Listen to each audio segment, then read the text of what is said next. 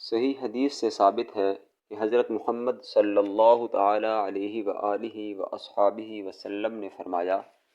کہ جب تم میں سے کوئی وفات پا جائے، اس کا جنازہ ادا کر دیا جائے، تدفین ہونے کے بعد فرمایا تم میں سے ایک بندہ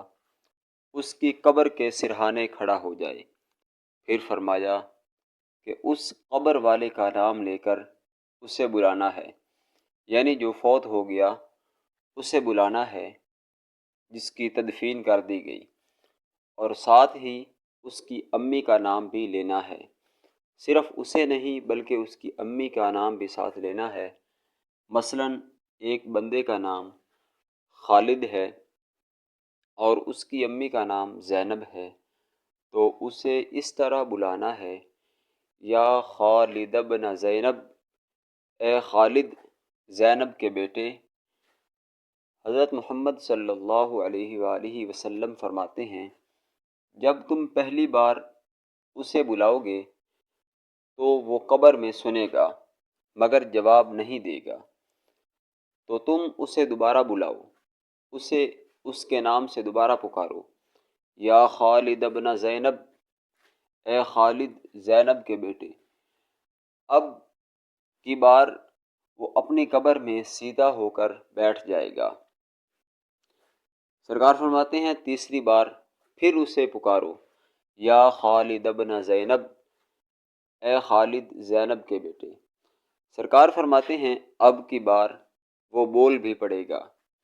لیکن اس کی آواز ہمیں سنائی نہیں دے گی، مگر ہمیں اپنے کانوں سے زیادہ اپنے نبی کریم صلی اللہ علیہ وآلہ واصحابہ وسلم کی باتوں پر یقین ہے، اگرچہ ہمیں سنائی نہیں دے گا۔ سرکار فرماتے ہیں وہ بول کر کہے گا، ارشدنی رحمک اللہ، اللہ تم پر رحم کرے، اللہ تم پر اپنی رحمت نازل کرے، تم میری رہنمائی کرو، مجھے گائیڈ کرو، کیا کہنا چاہتے ہو؟ سرکار فرماتے ہیں اس سے یہ بات عربی میں کہو، جس کا ترجمہ یہ بنتا ہے کہ اے خالد، یاد کرو اس عقیدے کو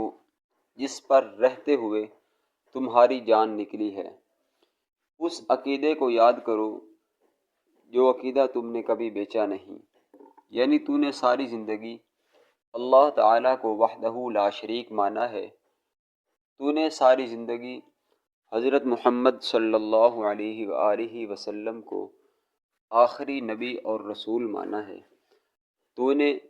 ساری زندگی قرآن کو امام مانا، تو نے اسلام کو اپنا دین مانا ہے، اس عقیدے کو تو یاد کر۔ سرکار فرماتے ہیں قبر والا اپنی قبر میں بولنا شروع کر دیتا ہے، اللہ ربی، اللہ ربی،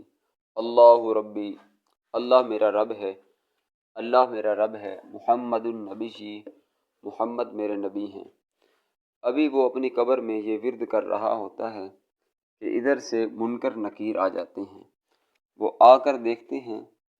کہ جو ہم نے سوال کرنے تھے یہ پہلے ہی ان کے جواب دے رہا ہے۔ فرشتے اللہ کی بارگاہ میں پیش ہو کر عرض کرتے ہیں، یا مولا اس کا کیا کرنا ہے؟ یعنی جو سوال ہم نے ابھی کیے ہی نہیں، یہ ان کے جواب ابھی سے دے رہا ہے۔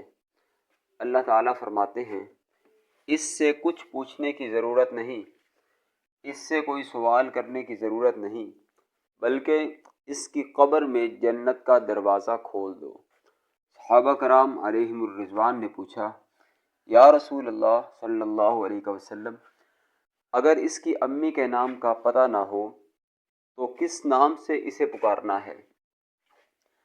سرکار دو عالم صلی اللہ علیہ وآلہ وسلم نے فرمایا، نام امی کا ہی لینا ہے، اگر چھوٹی امی کا نام نہ یاد ہو تو بڑی امی کا نام لینا ہے۔ فرمایا اگر اس کی امی کا نام پتہ نہ ہو تو اسے حضرت حوا سلام اللہ علیہا کے نام سے پکارو، یعنی یوں کہا جائے گا، یا خالد ابن حوا، اے خالد حوا کے بیٹے۔ سرکار فرماتے ہیں پھر بھی وہ اپنی قبر میں جاگ جائے گا۔